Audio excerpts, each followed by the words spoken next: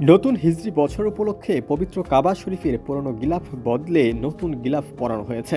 এর মধ্য দিয়ে ইসলামের সবচেয়ে পবিত্র এই স্থাপনার প্রতি সৌদি আরবের বিশেষ যত্ন এবং দেশটির কারিগরদের ইসলামিক কারুশিল্পের মুনশিয়ানা ফুটে উঠেছে।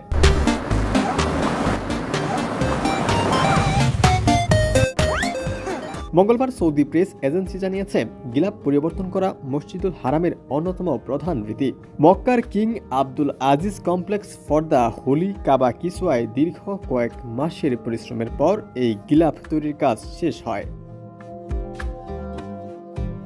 নতুন এই গিলাফ তৈরিতে কাজ করেছেন প্রায় 150 জন সৌদি কারিগর।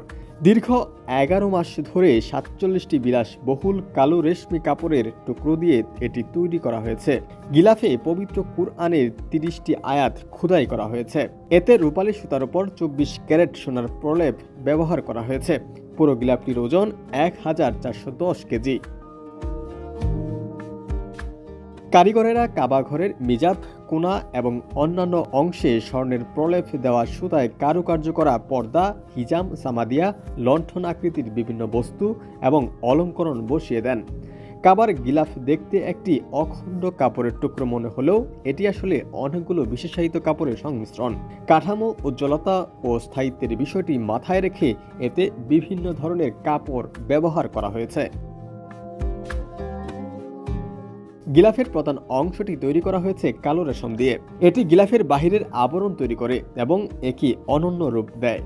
এর নকশায় কুরআনের আয়াত খোদাই এবং অলঙ্করণের জন্য বিশেষ এক ধরনের রেশমি কাপড় ব্যবহার করা হয়েছে।